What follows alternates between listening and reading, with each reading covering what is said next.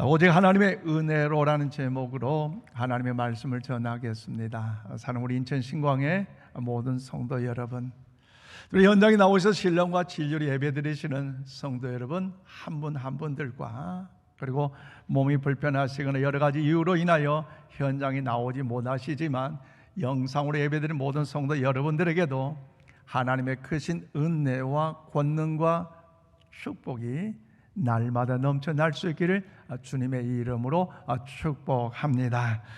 오늘 저희 교회가 11월 셋째 주를 맞이해 추수감사주일로 하나님께 예배를 드리고 있습니다. 또한 2022년도 11개월을 정리하고 한 해를 결산하는 시점에 있어서 하나님께 감사의 마음을 담아 영광의 예배를 드리고 있습니다. 그러나 미국은 11월 넷째 주 목요일이 추수감사절이고, 캐나다는 10월 둘째 주 월요일이 추수감사주로 지키는 절기이기 때문에 시기적으로 보면 다를지라도 어차피 이제 농경 사회가 아니기 때문에 날짜에는 큰 의미가 없습니다. 더 중요한 것은 여러분 어떤 마음을 담아서 어떤 방법으로 하나님께 영광의 감사를 드리는 것이 중요하는가란 심정에 우리는요 마음을 모아야 한다는 것입니다. 그런데 오늘 이 시대는 감사의 고백을 듣기가 참 어렵습니다. 왜냐하면 코로나 팬데믹으로 인하여서 3년 가까이 어려운 가운데 있었고요, 또 여전히 힘든 일들이 지속되고 있습니다. 또 한여로 정치적으로 이제 복잡한 여러 이슈들이 얼마나 마음 아프게 하고, 더 나아가 원가 상승으로 인한 경제적인 어려움도 많은데 북한에서 매일 여러 차례 미사일을 발사하여 공포감을 조성하고 있으니 어떻게 우리가 감사를 할 수 있을까? 참 상심할 수밖에 없는 여러 가지 환경 아니겠습니까?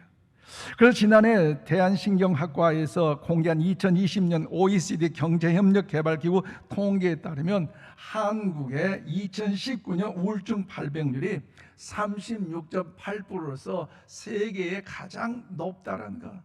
사실 이런 거 높으면 안 되는데 참 높다는 거.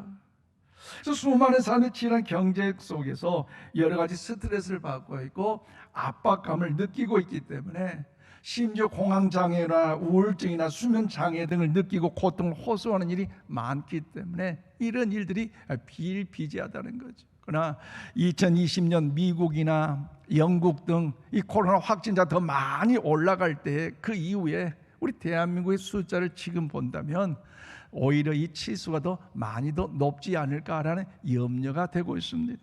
그러면 사랑하는 여러분, 여러분에게 질문을 드립니다. 우리가 이렇게 어려운 시대를 살아가면서 어떻게 감사를 드리며 살아갈 수가 있을까요? 우리 환경을 돌이켜본다면 정말로 어려운 일들이 비일비재하는데 왜 우리가 하나님께 감사를 드려야만 할 것이에요?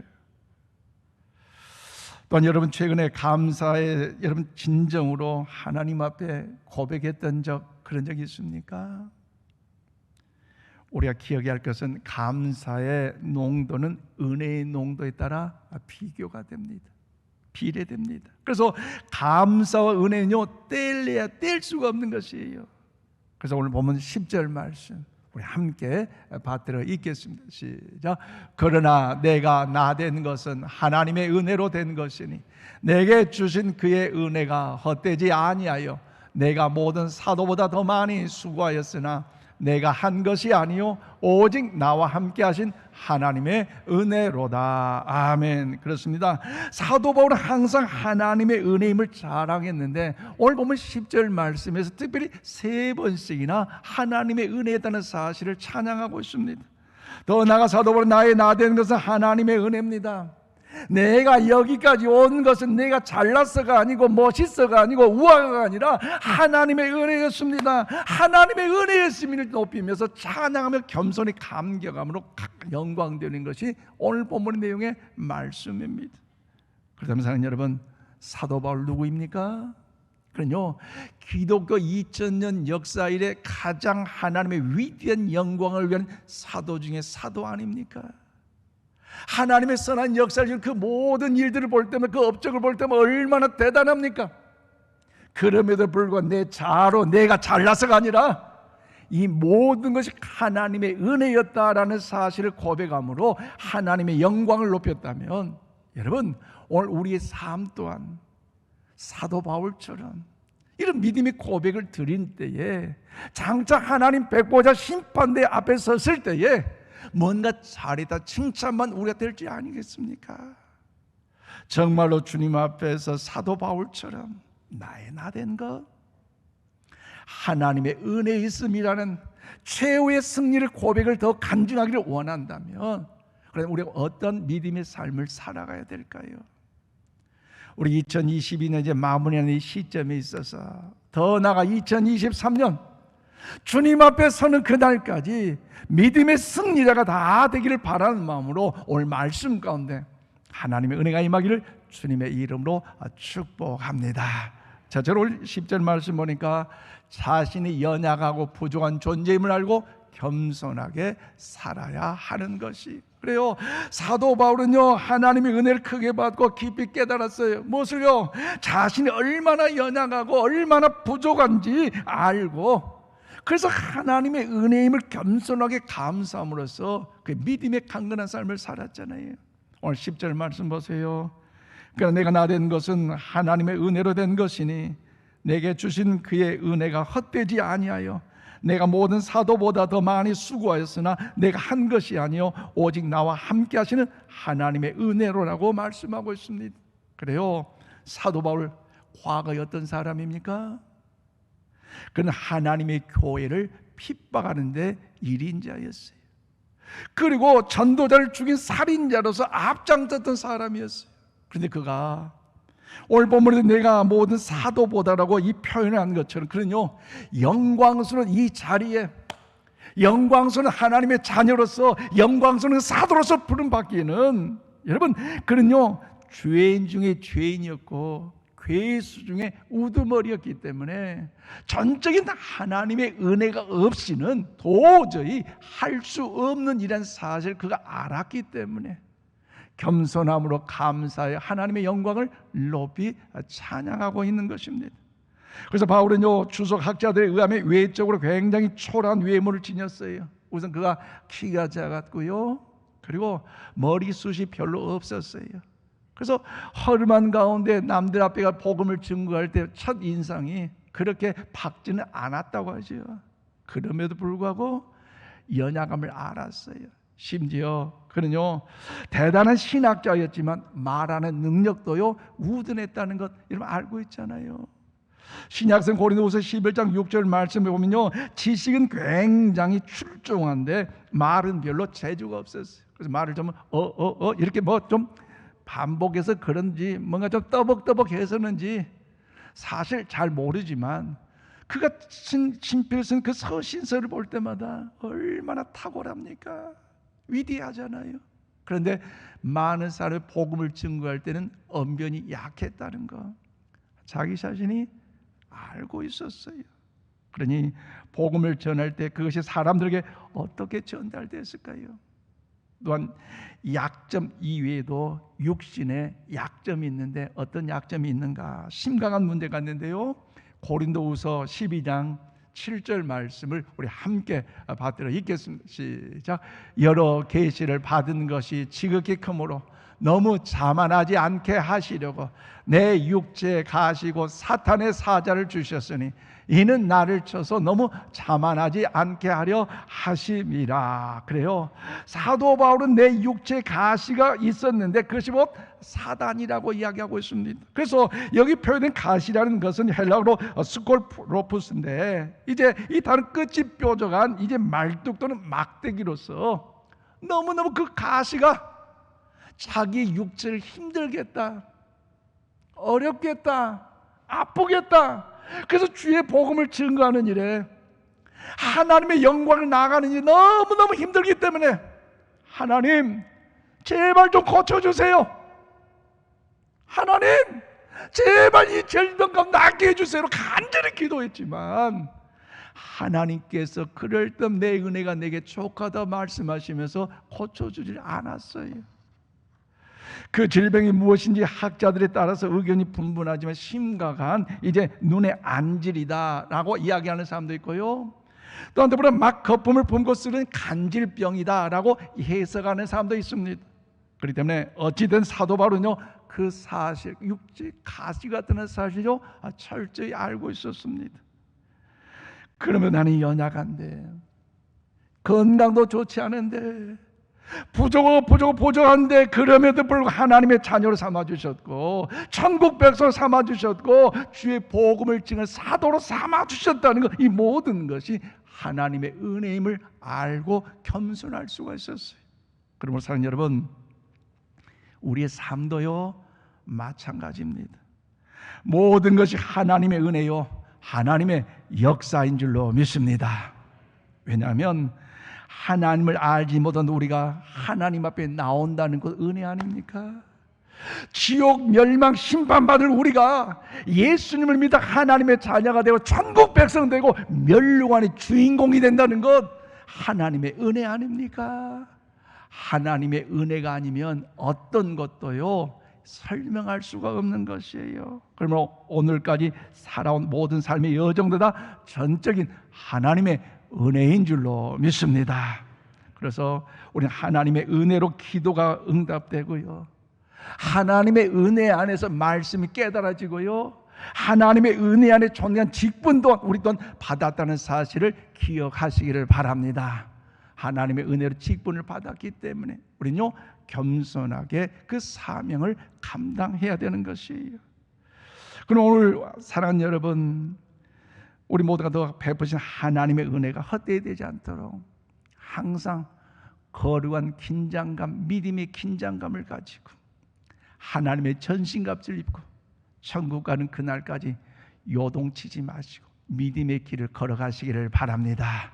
찬송가 310장 너무 잘 아는 찬송이죠. 하나님의 은혜로. 얼마나 가사를 생각할 때마다 찬송을 부를 때 위로가 되고 은혜가 되는지, 금년 2022년 여기까지 인도한 그 하나님의 은혜를 기억하면서 왕창하게 찬양하겠습니다. 하나님의 은혜로 예술 데 없는 자 왜 구속하여 주는지 난 알 수 없도다.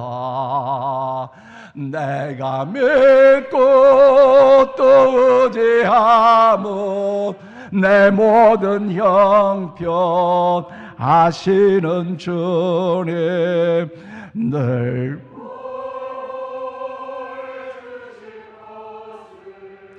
나는 확실히 아는. 할렐루야. 지금까지 나를 보호하신 그 하나님은 장차 천국 가는 그날까지 보호하여 주실 줄로 믿습니다. 그러므로 사랑하는 여러분, 우리 구원받은 자격이 없음에도 불구하고 하나님이 전적으로 예수를 보내주셨기에 그 예수를 믿음으로 우리 모두가 천국에 들은 하나님의 거룩한 백성인 줄로 믿습니다. 그렇기 때문에 오늘 사도 바울처럼 내가 나된 것은 오직 하나님의 은혜란 사실을 더욱더 자신 있게 말할 수 있도록 여러분 우리 모든 삶의 여정 가운데 담대하시기를 바랍니다. 모든 것이 하나님의 은혜였음이라 고백할 때마다 하나님의 영광을 받으시고 그 믿음의 선포 가운데 하나님의 역사는 반드시 나타나게 될 줄로 믿습니다. 더 나아가 여러분 사도 바울이 모든 것이 하나님의 은혜였음을 고백함으로 하나님의 영광의 기쁨이 되었다면 오늘 우리는 과연 어떤 믿음의 삶을 살아야 됩니까? 두 번째 오늘 2절 10절 말씀 보니까 여러분 자기가 겸손하게 했던 일이 보람 있고 의미 있는 일임을 깨닫고 살아야 하는 것이. 여러분 사도 바울은 하나님의 은혜로 사도가 되어 겸손하게 자기가 행했던 모든 일들이 얼마나 보람 있고 의미 있는 일을 알았기 때문에 겸손하게 온전히 그 사명을 잘 감당할 수가 있었습니다. 그래서 오늘 10절에 보십시오. 그러나 내가 나된 것은 하나님의 은혜로 된 것이니 내게 주신 그의 은혜가 헛되지 아니하여 내가 모든 사도보다 더 많이 수고하였으나 내가 한 것이 아니요 오직 나와 함께 하신, 우리 한번 고백합시다. 하나님의 은혜로다. 하나님의 은혜로다. 그렇습니다. 사도 바울은요 2000년 기독 역사 가운데 가장 많이 수고했던 사람이 하나님의 위대한 복음의 증거를요 얼마나 많이 땅끝까지 증거하는 일에 위대한 사도로 쓰임을 받았잖아요. 그리고 수많은 성경을 많이 기록했던 하나님의 그런 백성이었어요. 그리고 그가 복음을 증거할 때마다 여러분 많은 교회를 세웠고요, 그리고 주님의 참된 제자들 세워가는 일에 최선을 다했던 사람이었습니다. 주의 그런 사명을 감당하고자 주 예수의 신분으로서 배를 타고 갈 때에 유라 곤란의 큰 풍랑을 맞아 사경을 헤매는 그런 어려움이 있었고, 복음을 증거하는 이 돌팔매질을 맞아서 정말로 진짜 죽었노라 할 정도로 아팠던 그런 고난의 시간도 있었지만, 그럼에도 불구하고 하나님의 그런 영광을 위하여 그 고생도 그 핍박도 감당하며 믿음의 그런 사명의 길을 갈 수가 있었습니다. 그럴 때 여러분 이 모든 일을 볼 때마다 사도 바울이 아니라면 도저히 하나님의 위대한 역사가 이룰래야 이룰 수 없는 사실을 우리는 발견할 수 있는 것 아니겠습니까? 그래서 오늘 본문에서 내가 모든 사도보다 더 많이 수고하였으나 내가 한 것이 아니요 오직 나와 함께 하신 하나님의 은혜라고 표현한 이 의미는, 바울 보세요, 예수님의 12제자 그 중에서도 여러분 베드로와 요한과 야고보처럼 특별한 그 제자들이 있음에도 불구하고 하나님께 나를 사용하셔서 나를 쓰셨습니다. 나를 사용하셔서 이렇게 역사하셨습니다. 그 은혜를 통해 겸손히 감사함으로 하나님께 영광을 올려드리고 있는 것입니다. 그럼 사랑하는 여러분, 오늘 저와 여러분이 하나님의 쓰임받는 것이 얼마나 큰 은혜이고 감사의 제목인지 아십니까? 많고 많은 사람들 중에 특별히 이 자리에 예배자로서 인천 신광교회에서 하나님께 더욱더 예배하는 자로서 올 수 있다는 것, 여러분 하나님의 은혜임을 인정하십니까? 그 마음을 인정한다면 여러분 축복합시다. 하나님의 은혜입니다. 하나님의 은혜 아니고는요 설명할 수가 없어요. 여러분 사도 바울 보십시오. 그 외적인 화려함 얼마나 많습니까? 그 스펙, 가말리엘 문화의 그 공부했던 최고의 엘리트 중에 엘리트고 로마의 시민권을 가진 사람이었기 때문에 충분히 복음 증거하지 않고도 호의호식하면서 충분히 살 수 있었지만 그러뇨 자초하며 포기했어요. 왜 그래요? 다메섹 도상에서 그 주님을 만났잖아요. 사오라 사오라. 그 주님을 만난 뒤로 그 주님을 향한 그 감격, 그 주님을 향한 그 첫사랑, 얼마나 힘이 되고 은혜가 되고 감동이 되었든지 그러뇨 그 믿음의 사명의 길을 걸어갈 수가 있었습니다. 그럼 당했던 수많은 고통과 어려움과 환난과 역경도 있었지만 그러나 그것조차도 그 시간조차도 너무너무 보람있고 의미 있는 것을 알았기 때문에 그 소중한 그 모든 것을 통해 하나님께 은혜였음을 고백하며 감사를 드리고 있습니다. 그래서 모든 것이 하나님의 은혜입니다. 하나님이 나의 나 된 걸 여기가 인도해 주셨음을 겸손하게 고백하고 있습니다. 난 바울이요 아무것도 안 하고 아무것도 어떤 특별한 일도 하지 않고 그저 은혜라고 그가 고백하고 감사를 했다면 사실 오늘 우리들에게는 감동과 은혜가 오지 않을 것이에요. 그러나 바울은 누구보다 수고하고 열심히 주 영광을 위해 그런 사명의 길을 걸어왔잖아요.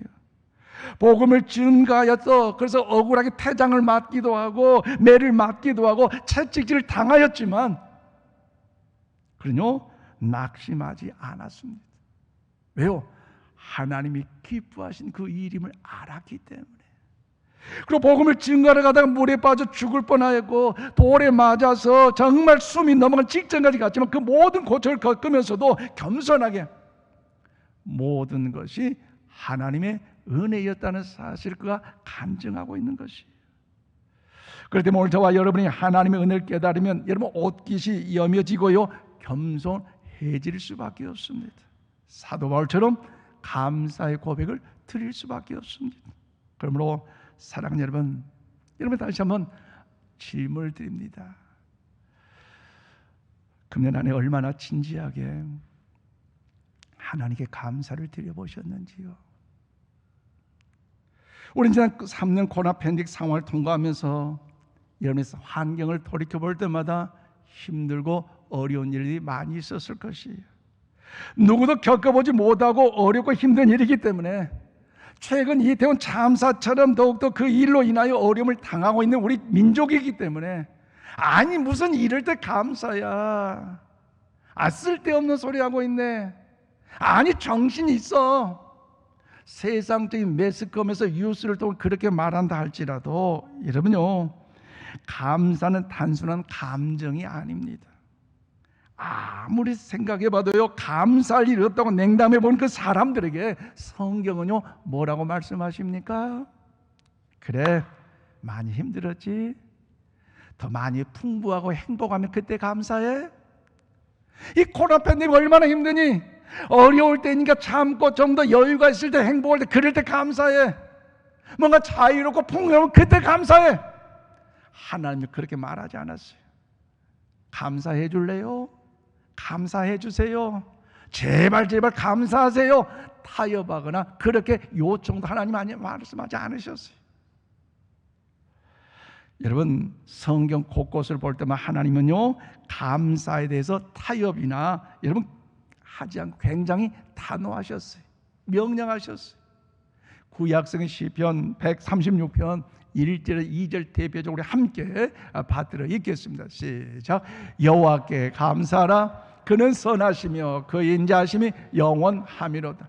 신들 중에 뛰어난 하나님께 감사하라. 그의 인자하심이 영원하미로다. 아멘. 그렇습니다. 여호와께 감사하라는 거죠. 왜요? 그분은 선하시고 인자하심이 영원한 창조주 하나님이시기 때문에 하나님께 감사하라는 것입니다. 그리고 그 말씀 이후에 보면 지혜로 하늘을 지으신 분이기 때문에 감사하라. 이스라엘을 인도하신 분이기 때문에 감사하라. 홍해를 갈라주신 그 하나님께 감사하라고 말씀하셨는데, 여러분 이것이 이스라엘 백성들의 이야기입니까? 나하고는 전혀 상관없는 그런 말씀입니까?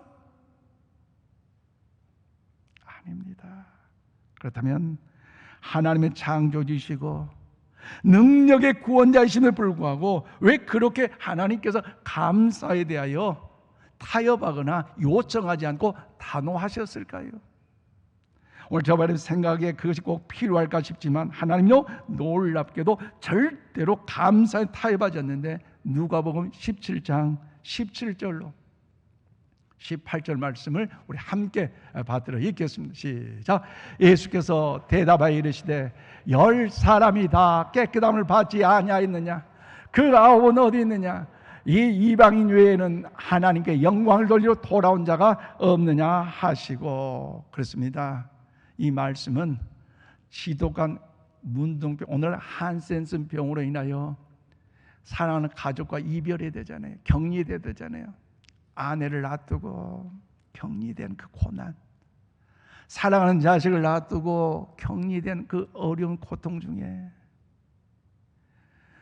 주님께서 10명의 그 한센스 병을 다 고쳐주셨어요.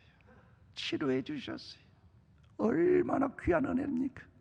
그런데 이 10명이 다 치료를 받았음에도 불구하고 단 한 사람이 주님께 와서 주님 감사합니다 고백할 때 주님이 하신 말씀이에요. 야, 10명을 다 고쳐주었는데 나머지 9명은 어디 있느냐? 9명 왜 감사를 잃어버렸느냐라고 말씀하고 있는 것입니다. 그러면 사랑하는 여러분, 주님 분명히 기억하시고 반드시 지켜보십니다. 당연히 감사를 드려야 함에도 불구하고 마땅히 감사를 해야 되는 일임에도 불구하고 감사하지 않는 그들요, 오늘 주님은요 찾고 계신다는 사실을 기억하면서 일생일대에 오늘 사도 바울처럼 모든 것이 하나님의 은혜임을 기억하며 감사로 나가는 우리 모두가 다 되시기를 바랍니다. 저희 개인적인 이야기를 드려서 죄송합니다. 엊그제 금요일 날 11월 18일 금요일은요, 저희 장인어른 오주기 추도식이었어요. 특별 새벽 기도 기간에 그동안 잘 참석을 못했기에 미리 갔다 오든지 아니면 또 다른 날짜를 좀 갔다 오는데, 이번에도 특별 새벽 기도 걸려서 새벽 예배를 인도하고 일찍이 임실 이제 호국원 납골 땅에 가서 아버님의 그 사랑을 기억하고 가족들과 함께 이제 참배하고 식사하고 올라와서 금요 찬양 예배를 드리려고 계획을 잡았어요. 그런데 그 전도 강사님이 유명해서 잘 시간을 못 냈는데 딱 그날 잡혔는데 코로나 확진돼 가지고 못 오신다는 거죠. 참 얼마나 마음이 그랬던지. 그래서 설교를 준비하면서 12시 전에 장모님께 전화드리고 형님께 전화 죄송합니다 못 가서. 아니 괜찮다는 거죠. 정말 미안하잖아요. 5시 30분에 줌으로 못 간 저를 위해서 줌으로 저는 사무실에 이제 추모 예배를 드렸네요. 얼마나 감사한지요. 그러면서 어머니 죄송해요 라고 했더니 저희 장모님 89세 되면 장모님께서 이서방 괜찮아. 장인어른도 주님 사랑하고 교회 사랑하고 성도 사랑하면서 그렇게 사명 감당했는데 사위가 되면 장인 사랑 그 정도는 해야지. 힘이 나고 용기가 나대요. 전혀 반응이 없으시네. 우리 큰형님 하신 말씀이 이서방 괜찮아. 걱정하지 마. 다음에 시간 나면 오고. 걱정하지 마. 주의를 잘해야지. 그래 용기를 주어서요. 하반기 특별 새벽 기도 주의 은혜 잘 마칠 수가 있어요. 가족들이 이해하고 기도해 준 동역자가 된다는 거 하나님 은혜 얼마나 감사한지요. 이뿐만 아니라 우리 성도님 한 분이 금요 찬양 예배 전에 들어왔어요. 목사님 인천 신광교회 신앙생활 한다는 너무나 행복했고 자신의 뭔가 꿈을 이루는 비전을 주셔가지고 이런 일을 지금 할 거예요. 자, 기도해 드렸네요. 그 신앙생활에 용기를 갖는다는 거, 힘을 갖는다는 거 얼마나 목회자로 위로가 됩니까?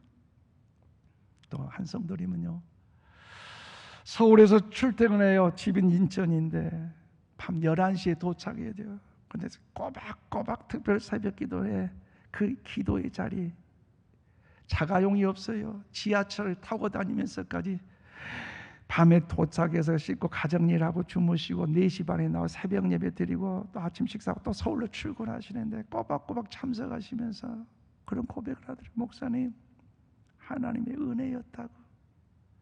인생의 삶의 뜻하지는 광야 여정의 삶일지라도 하나님께서 역사하신 영성 훈련 학교란 사실 깨달으니 기도의 자리 예배의 자리에 참여할 수밖에 없었고 완주할 수 있었다. 사실도 금요일 저녁 또 그분이 오셨어요. 얼마나 저희 목회자로서 위로가 되고 은혜가 되는지요.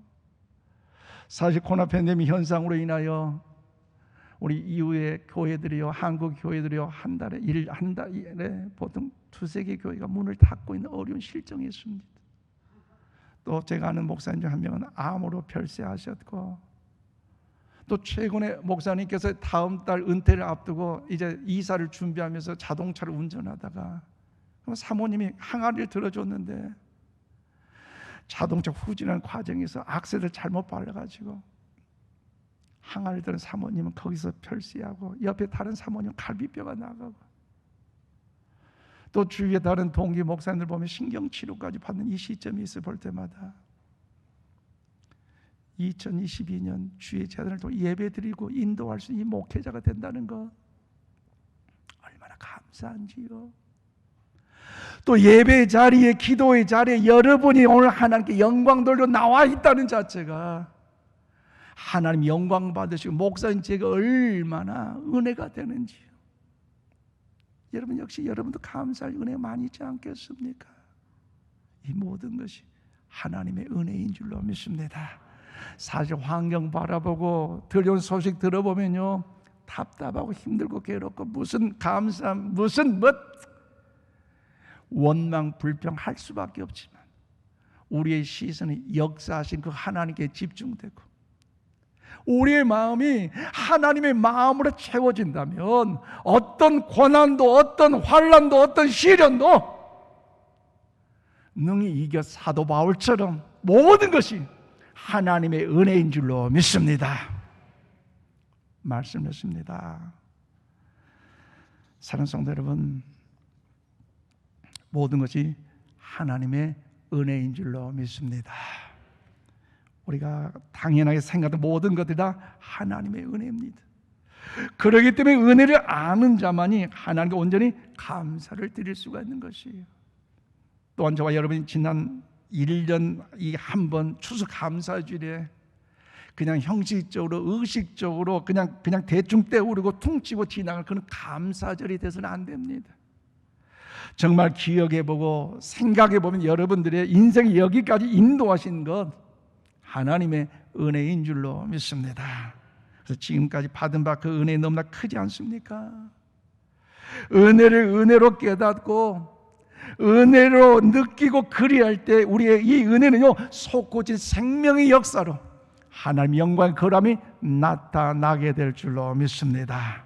우리 모두 2020년을 돌아보면서 사도 바울과 같이 우리 은혜를 깊이 깨닫고 나의 나 된 것은 모두가 다 하나님의 은혜임을 선포하며 찬양하며 감사하며 나아가 2022년 11월 셋째 주 넷째 주뿐만 아니라 12월 더 나아가 2023년도 천국 가는 그날까지 하나님의 은혜의 역사가 하나님의 축복하신 역사가 승리의 역사가 날마다 넘쳐날 수 있기를 주님의 이름으로 축원드립니다.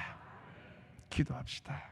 하나님 감사합니다.